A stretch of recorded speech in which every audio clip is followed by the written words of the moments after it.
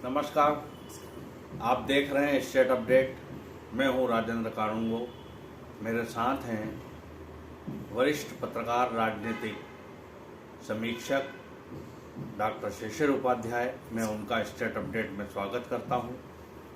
और जैसा कि साथियों आप जानते हैं, हम एक नए विषय पर चर्चा करते हैं। आज जो विषय हमने चर्चा के लिए चुना है वो है कि मध्य प्रदेश का जो चुनाव है वो एक प्रकार से जो नेता लोग हैं, जो कार्यकर्ता हैं, जो नीति निर्धारक लोग हैं, वो सब हाईजैक हो गए हैं और सब कुछ दिल्ली से होता हुआ दिखाई दे रहा है और हो रहा है। इसमें पहले दिल्ली के लोगों को यहाँ पर पदस्थ किया गया, प्रभारी बनाया गया, सहप्रभारी बनाया गया, और जैसा नरेंद्र सिंह तोमर की भूमिका यहाँ पर तय की गई, रेल मंत्री और एक और केंद्रीय मंत्री भूपेंद्र सिंह, उनकी भूमिका यहाँ पर तय की गई। और इसी प्रकार से अब जो टिकट वितरण में भी यहाँ के लोगों को कुछ पता नहीं चल रहा है। टिकट डायरेक्ट जो है वो टिकट वहाँ से फाइनल करके नाम यहाँ पर डिक्लेयर वहीं से हो रहे हैं। तो ये जो एक इस बार हाईकमान ने निर्णय लिया है, ये क्यों लिया है और इसका क्या लाभ होंगे, और भारतीय जनता पार्टी की जो मध्य प्रदेश इकाई है उसके नेताओं का और यहाँ के जो सत्ता के मुखिया हैं उनका रोल क्या बिल्कुल समाप्त हो गया है, क्या है इसमें, ये डॉक्टर शिशिर उपाध्याय हमारे स्टेट अपडेट के श्रोताओं को, दर्शकों को बताएंगे। मैं उनसे आग्रह करूंगा कि वे इस पर प्रकाश डालें। नमस्कार। बहुत अच्छा विषय है और मध्य प्रदेश कहीं ना कहीं भारतीय जनता पार्टी की प्रयोगशाला बनता चला जा रहा है। आपको बहुत अच्छे से याद होगा कि मध्य प्रदेश में जो कांग्रेस का पैटर्न था, पहले कांग्रेस ये किया करती थी, दिल्ली से तय होता था कि अर्जुन सिंह को हटा दिया गया, मोतीलाल वोरा जी को बना दिया गया। दिल्ली से ये तय होता था कि इसको यहाँ डिसाइड कर दिया। यहाँ प्रदेश में किसी से पूछने या बातचीत करने, चूंकि केंद्र पे पूरी जिम्मेदारी रहती थी, केंद्र इसका निर्णय करता था। एक बार जब हमको ये अचानक पता चला था, आपको याद होगा 2005 की घटना, कि 5 में सारे विधायक उमा भारती जी के साथ थे। बाबूलाल गौर जी इंदौर में कोई कार्यक्रम कर रहे थे और अचानक निर्देश आता है कि अब शिवराज सिंह चौहान होंगे नेता, मुख्यमंत्री पद के दावेदार शिवराज सिंह चौहान होंगे। केंद्र ने तय किया था।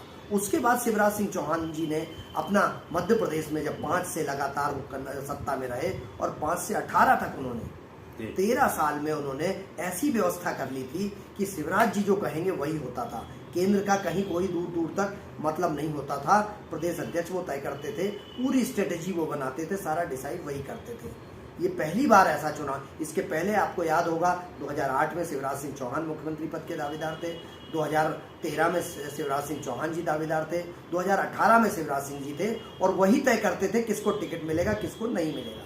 उनके ऐसी चर्चाएं भी थी कि उनके अड़ने के कारण कुछ टिकटों पर भारतीय जनता पार्टी को हार का सामना करना पड़ा था। परंतु आज की स्थिति बिल्कुल बदल गई है। केंद्र ने सब कुछ अपने हाथ में ले लिया है और केंद्र ने ये बता दिया है कि शायद पहले आप निर्णय करते थे वो गलत निर्णय होता था। और यही वजह है कि अभी बीच में आपको याद होगा गुजरात, बिहार, राजस्थान, उत्तर प्रदेश के विधायक महोदय, कुछ नेता लोग आए थे यहाँ, पंजाब और महाराष्ट्र के भी लोग थे उसमें, वो आए थे और उनकी रिकमेंडेशन पर बहुत सारे टिकट काटे गए, बहुत सारे लोगों को टिकट दिए गए।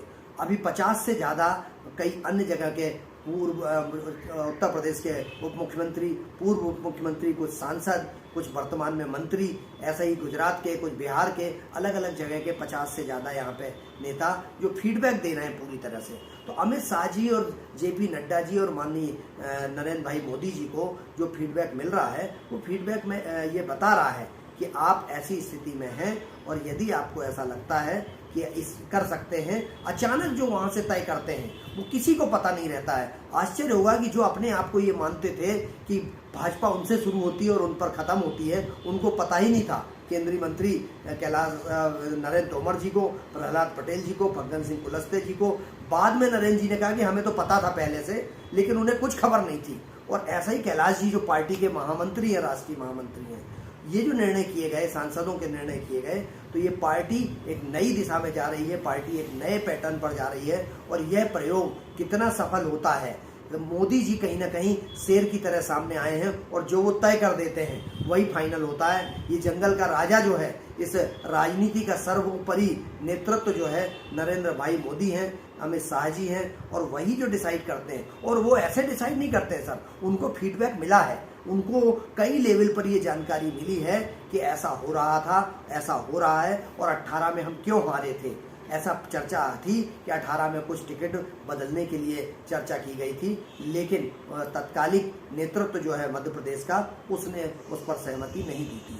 अब एक और ये बात सामने आती है कि शायद हाईकमान केंद्रीय नेतृत्व को, जो इतने भी केंद्र में बैठे हैं, उनको बताना चाहता है कि अगर तुम अभी तक तो मोदी लहर में जीत जीत के मंत्री बनते रहे, अब अपनी लहर बनाओ, और अगर तुम सक्षम हो और जीत सकते हो तो विधानसभा चुनाव जीत के आओ, उसके बाद देखेंगे। और तुम तो जीतो, तुम्हारे आसपास की सीटें भी जीतें। ऐसा लगता है कि प्रदेश अध्यक्ष BD शर्मा को भी चुनाव लड़ाया जा सकता है, और केंद्रीय मंत्री ज्योतिरादित्य सिंधिया जी का भी उसमें नंबर आ सकता है। ऐसी संभावना से इनकार नहीं किया जा सकता। और लगभग 20 से ज़्यादा मंत्रियों के टिकट कटने की भी बात चल रही है। उसमें कुछ मंत्रियों का फीडबैक ऊपर है, बल्कि सभी मंत्रियों का फीडबैक ऊपर है, लेकिन वो मंत्रियों का कब तक तय होता है ये आने वाला वक्त बताएगा। लेकिन अभी भी पार्टी कुछ निर्णय कर चुकी है और मुझे लगता है उसका विजन साफ है। हर हाल में सत्ता 2023 में मध्य प्रदेश में भारतीय जनता पार्टी चाहती है और इसके लिए बहुत सारे बदलाव कर सकती है। बिल्कुल, सत्ता मिलना जरूरी है, यह इस समय बीजेपी का लक्ष्य बन गया है। यहाँ पर मैं डॉक्टर उपाध्याय, मैं आपसे जानना चाह रहा हूँ कि जिन लोगों को टिकट कटे गए हैं या कट सकते हैं, उनको अपनी खुद की संभावना तो उनके पास होगी कि हमारा टिकट कट रहा है या कट सकता है, क्योंकि हमारा फीडबैक अच्छा नहीं है, ये उनको जानकारी तो होगी। अभी हाल ही में एक आज समाचार जो मिला है कि मंत्री जो मध्य प्रदेश की यशोधरा राजे सिंधिया हैं, तकनीकी शिक्षा और खेल की मंत्री हैं, उन्होंने कहा है कि मैं चुनाव नहीं लड़ूंगी। और इस प्रकार के जो लोग हैं कि जो स्वयं कहेंगे कि हम चुनाव नहीं लड़ेंगे, उनकी भी 7-8 की संख्या हो सकती है। इसमें आप क्या कहना? बिल्कुल सर, ये देखिए पार्टी की स्ट्रेटेजी है। वो उन्होंने क्या कहा है अभी स्पष्ट मुझे नहीं जानकारी है, लेकिन ऐसा होगा कि कुछ मंत्रियों को बता दिया जाएगा कि इज्जत इसी में है कि आप आके कह दें कि आपका बहुत हालत खराब है, आपको टिकट नहीं दिया जाएगा।